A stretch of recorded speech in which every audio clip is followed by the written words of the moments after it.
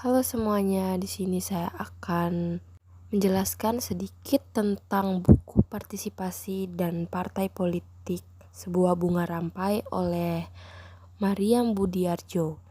Halo Sobat Civius, perkenalkan saya Sering Giovanni Maktamara dengan NIM 223030202083 berasal dari Program Studi Pendidikan Bahasa dan Sastra Indonesia, jurusan Ilmu Budaya dan Seni, Fakultas Keguruan dan Ilmu Pendidikan, Universitas Palangkaraya. Baik, kita masuk ke dalam bab pertama. Bab pertama berjudul Partisipasi dan Partai Politik. Apa sih yang dinamakan dengan partisipasi politik itu?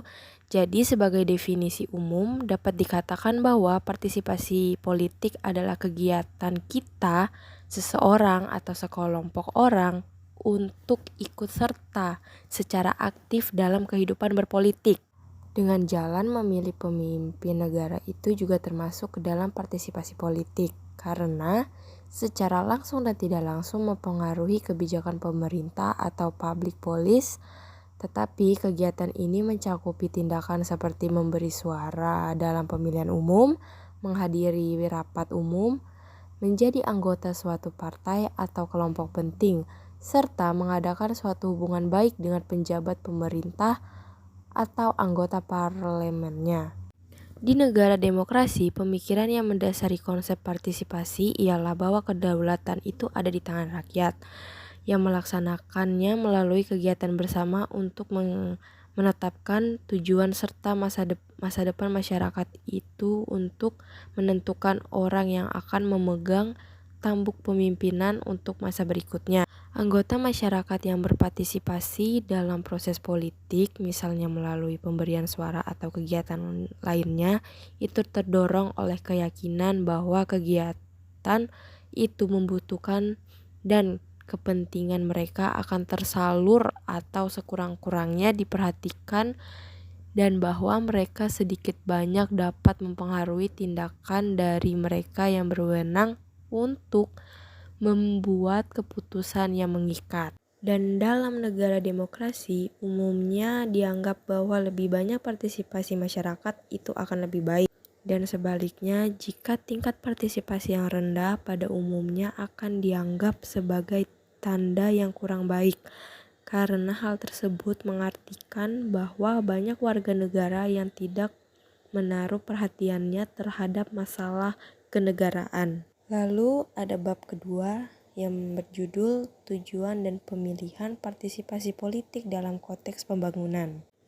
Partisipasi politik akan dipandang sebagai suatu tujuan yang perlu, dan maka dari itu perluasan partisipasi juga harus dikembangkan dalam hal meminta suatu pengorbanan dan penukaran dengan tujuan-tujuan lainnya.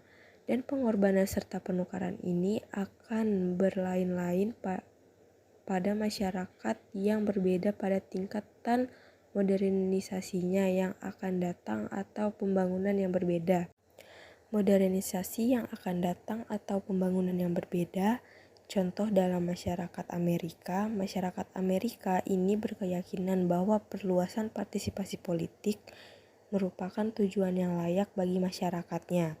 Gagasan Presiden Jackson bahwa setiap warga negara mampu untuk melaksanakan tugas pemerintahan yang normal merupakan suatu gagasan khas Amerika dalam dunia modern.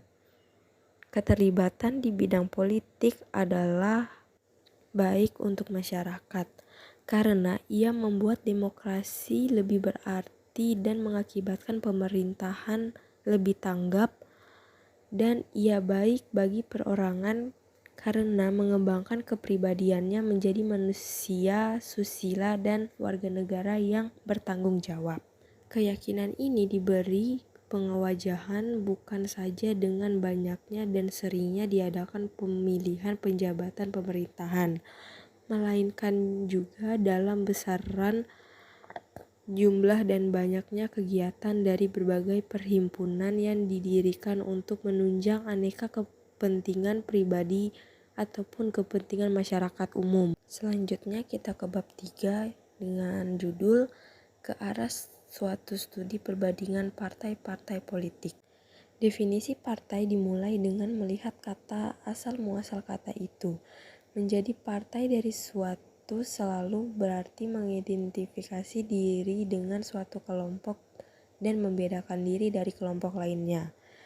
Dan dalam setiap partai pada intinya menunjukkan adanya persekutuan atau partnership dengan suatu organisasi dan memisahkan diri dari organisasi lainnya.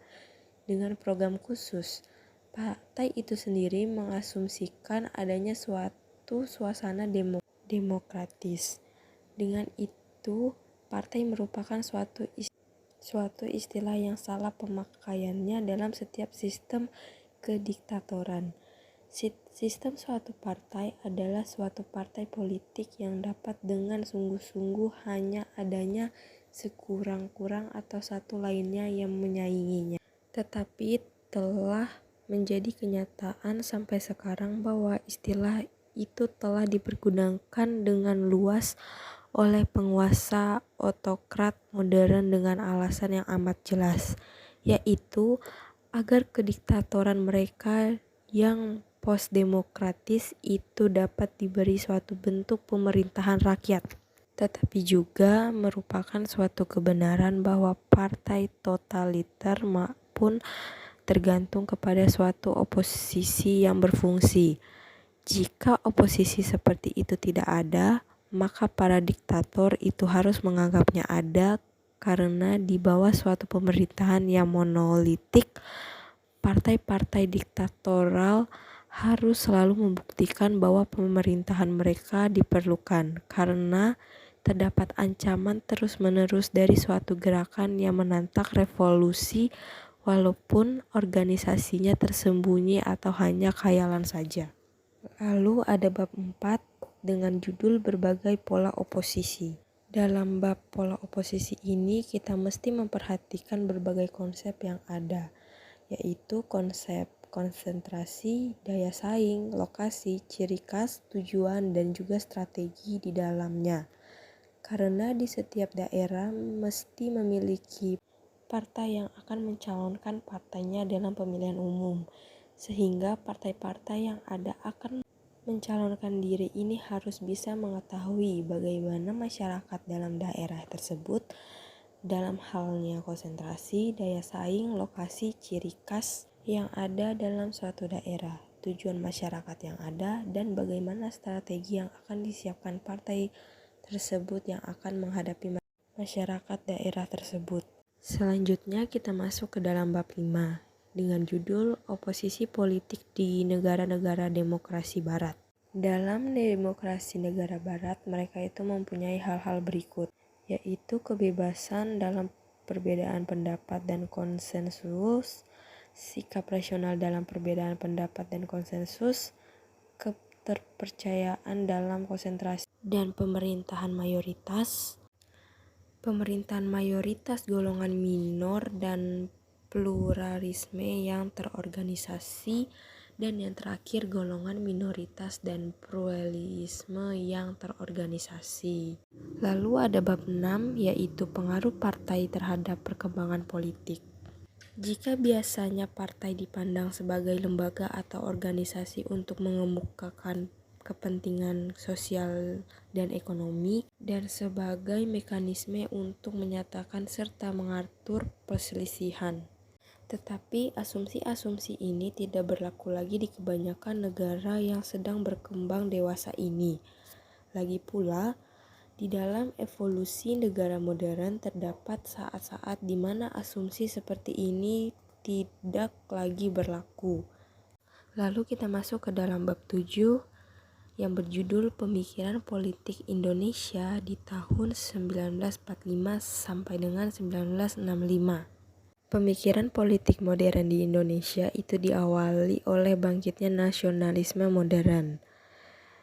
Ia dimulai dalam tahun 1990-an dan 1910-an dengan munculnya sekelompok kecil mahasiswa dan cendekiawan muda yang memandang dunia modern sebagai tantangan terhadap masyarakat dan menganggap diri mereka sebagai pemimpin potensial di masa yang akan datang. Pria dan wanita anggota kelompok ini memandang masyarakat sebagai terbelakang, tidak berdaya, serta diperas dan diberbincangkan kemudian untuk mengadakan pembaruan. Dan dalam tahun 1920-an, jumlah mereka meningkat agak pesat. Begitu pula alienasi mereka terhadap kekuasaan kolonial. Banyak di antara mereka, khususnya yang menuntut ilmu di luar negeri, dipengaruhi oleh pelbagai ideologi seperti sosialisme, komunisme, reformasi Islam, dan nasionalisme India, Cina, dan juga Jepang. Kepemimpinan gerakan nasionalisme pada masa sebelum perang tetap berada di tengah kelompok kecil kaum terpelajar. Untuk sebagian hal ini merupakan pencerminan dari nilai-nilai tradisional kaum terpelajar yang telah mendapatkan pendidikan tinggi barat, mewarisi tempat terhormat yang dulu kala diberikan kepada para penjaga, khususnya di Pulau Jawa. Akan tetapi, yang lebih penting adalah kenyataan bahwa para cendekiawan dibutuhkan untuk beberapa tugas inti yang dihadapkan oleh gerakan ini.